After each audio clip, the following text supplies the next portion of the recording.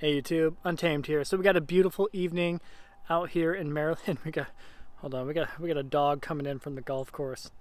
I'm sure they love that. All right, so we got a beautiful evening out here in Maryland, and you would never guess it because yesterday it was severe thunderstorm and just pouring rain all afternoon and evening.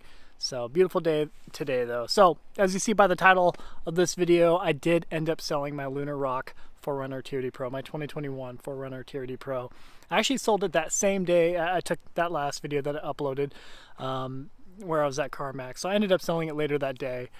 I typically go to CarMax, and as I hinted at in that video, I go there as a starting point, right? So you go there and get that baseline number, because historically speaking, when I say historically, I mean the last 5-7 months, CarMax has been very competitive. And that's strange to say out loud, because historically speaking, in general, selling private party will always yield the best return when you're trying to actually maximize the dollar amount that you're selling anything for, right? So I mean, that has always been the case, I feel like. But granted, it's unique times, right? And the market is certainly inflated, and all dealerships and installations are looking for inventory of some sort.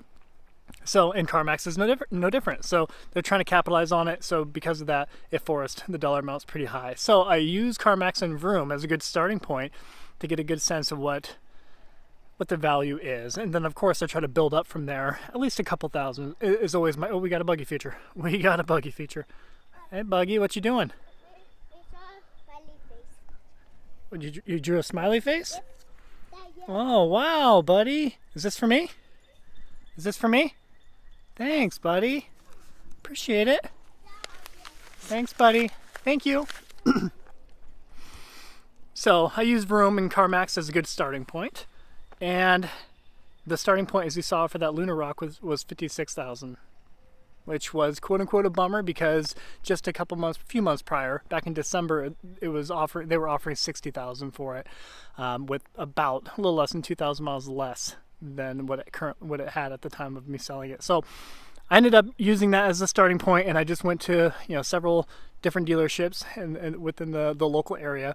I try to call them and just tell them, hey, I have this 2021 4Runner TRD Pro.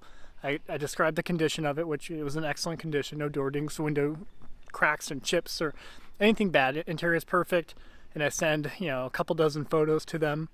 But first, I call them and say, hey, I have this vehicle, and I describe it like I said, and then I offer, hey, I have currently a good offer on the table from Vroom or CarMax. Are you willing to beat them if I brought it into you today?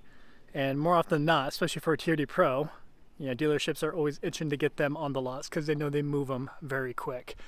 So each dealership that I called said, yeah, no, definitely. Send me a bunch of photos and send me the VIN number, and we can get a number back to you.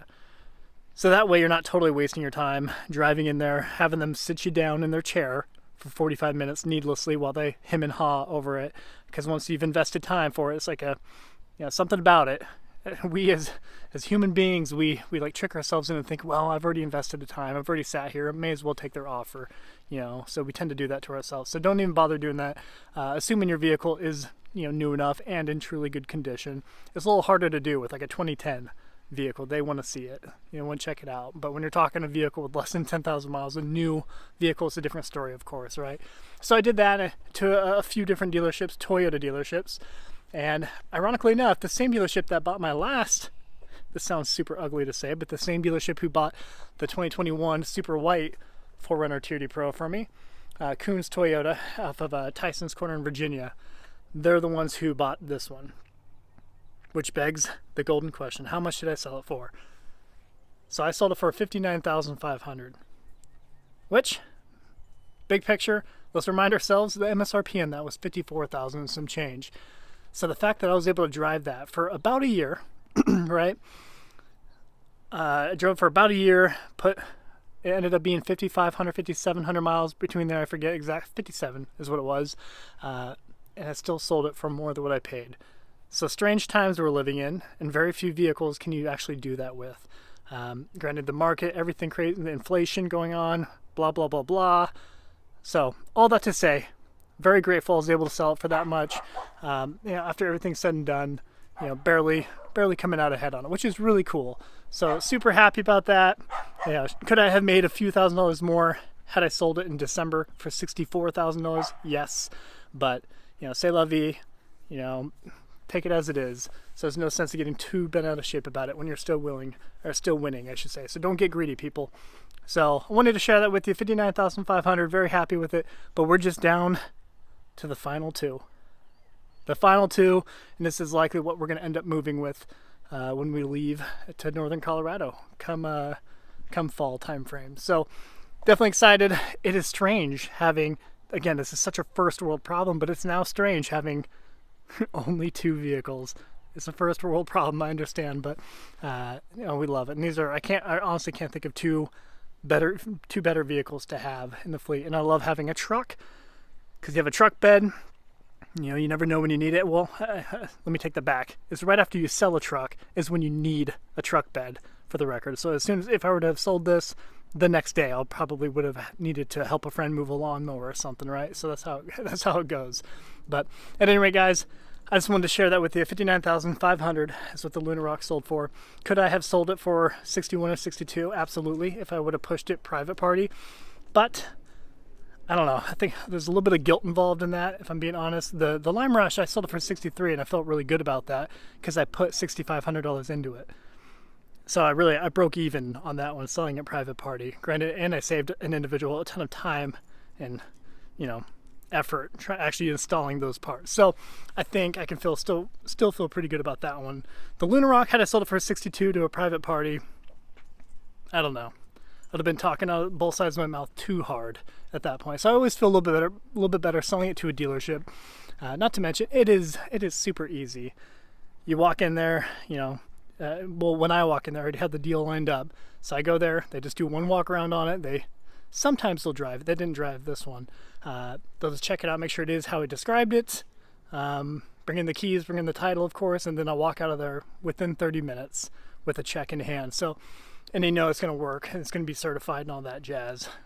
So very simple, very straightforward. Not to say it isn't when you do with a private party, but there's a lot more back and forth involved, a lot more time invested. Oftentimes you got to pick the individual up from the airport. It just turns into a little bit more of a process. Sorry, you guys are getting puppy dog features.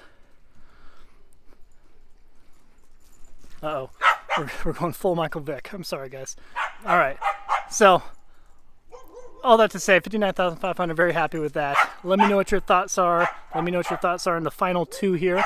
If I made the right decision keeping these ones and getting rid of the 4Runner.